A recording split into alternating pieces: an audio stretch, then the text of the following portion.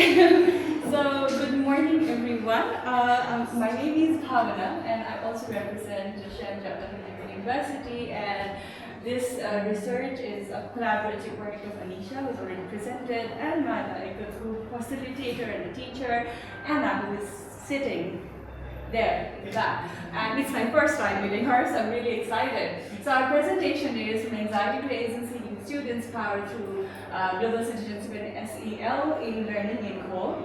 So talking about it, if we just interconnected yet very polarized world, transnational higher education holds extraordinary promise that it is going to bring all teachers and learners together. But the problem is that it's also very ironical that the very diversity that makes these encounters rich also makes them difficult because of the intercultural problems and so many other problems that comes with diversity. So the tension is what is the study, and the heart of what we study, that is cross-border learning experience, brings diverse learners together, but hidden divisions emerge. So it's just like language, culture, power differences surface in ways that are often invisible.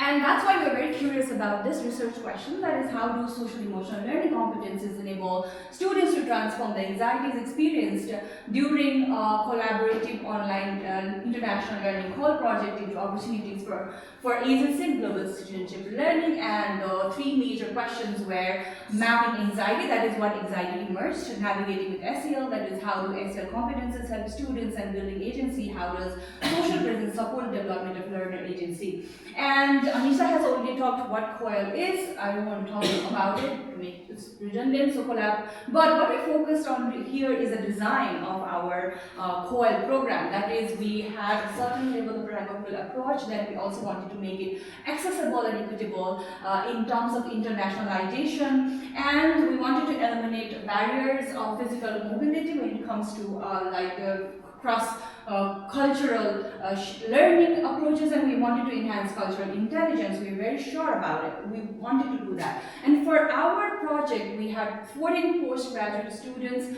who were aged between 22 to 27 from the same university, that is ICED in China, which comprised both Chinese and international students. And they served as mentors because the other collaborative partner was the high school students from middle school students from Portugal, who were aged between 16 to 18 years of age, and mostly were from different cultural background, because students and our students are mostly refugees. So our focus was SEL and global citizenship education, which explored through collaborative activities, and we did use synchronous as well as asynchronous sessions. And we used two platforms, that is Microsoft Teams and Tablets.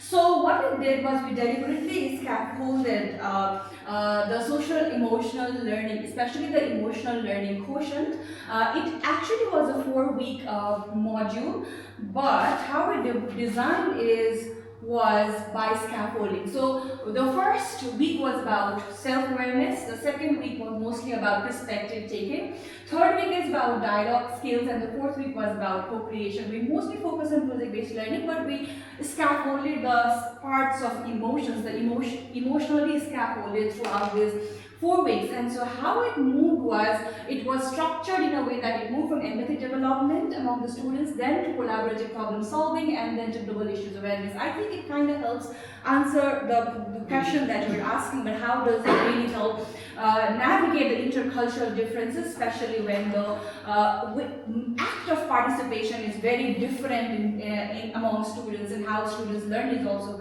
very different. If we want to get an overview of sessions, how it went, each week we had 2 different sessions, that is synchronous sessions and asynchronous sessions, and we scaffolded all those sessions one by one.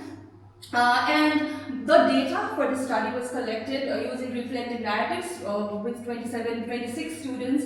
We used the narratives, we used the project reflections, we used the final presentation that they did, and they also shared the emotional reflection and the intercultural dialogue that happened between them within the teams, especially, and the WeChat conversations. So we used qualitative thematic analysis for this, and we also use, because we all of us are involved in this research process, we especially divide this process in terms of familiarization, then we went had identification, refinement, open coding, and then theme development. Most of the themes were related to agency and self-regulation, and then emotional and social development. So for this, we also triangulated it with peer debriefing. Mostly we are having conversations regarding this, our reflections among Anna, me, and Anissa, and a few other colleagues from my department as well. So this is how it really went. And the key findings were that the first research question is, what kind of anxiety emerged? The first one was linguistic anxiety in the beginning. So students were really grappling with the accents.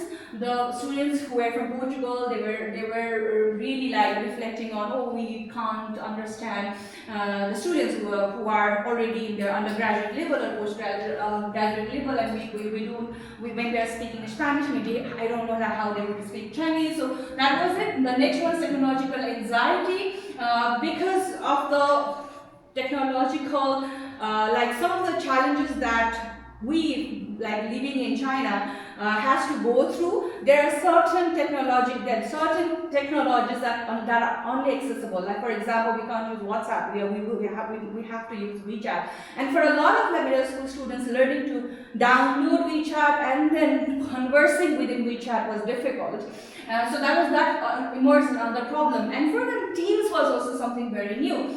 Next thing was the intercultural anxiety, especially in terms of communication styles, where Chinese students are mostly silent within the synchronous sessions, but are very active asynchronously, especially in the chat rooms. But that was completely different with the Portuguese students. They are very active in the synchronous sessions during the classes, while very less active, especially in the chat conversation. So that was going on. And next one was because they were divided into teams and working in groups, balancing especially the schoolwork of middle school students, and then the semester system that the university was working on was really difficult to navigate. And from how did the shift really happen, and how the social emotional competency emerged was from this anxiety was gradual, and it shifted from initial nervousness in the first week,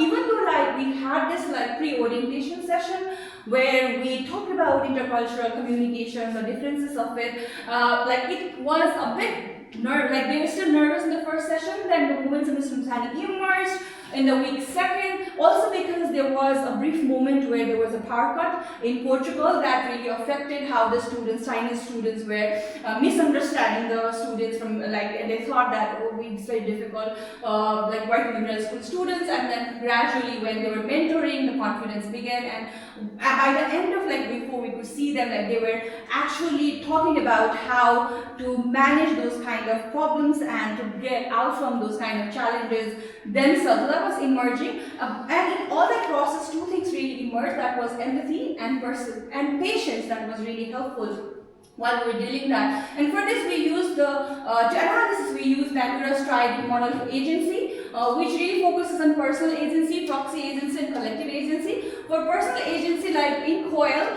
students exercise a personal agency a lot by setting a goal for themselves. Proxy agencies in COIL's context, high school students rely on university mentors as proxies, leveraging their guidance to navigate unfamiliar academic intellectual demands. While collective agencies, as COIL is a very collaborative structure, it's fostered between different cultures, different universities, and and with a sense of responsibility. So these three different agencies were coming in play in terms of our project. And as we see that when it comes to participation, we keep on saying that students are the problem, it's the culture and all, but what we really found out was it's a design of how we design our sessions, how we design our project actually helps them help a student participate more. So this is all about the theoretical contribution. So what we think is our project helps to contribute, and the key implications that we found out can be implemented in different education institutions, policy as well, when it comes to when institutions want to be really inclusive, and then we do want to have more longitudinal and mixed method research further. We personally, Anna and me, participated did another project which was a bit longer. It was actually 8 weeks long session. After this one, this was our first session, and based on this, what we can say is that, yes, if we look into the design part of it as teachers, initially the students might feel anxious. The mission is not to like eradicate anxiety out of any of your class, but how do you shift that anxiety to confidence and then into agency is something that we as educators have to really be careful of, mindful of, and that's what our research has also found out. Thank you very much. It's a pleasure to be here.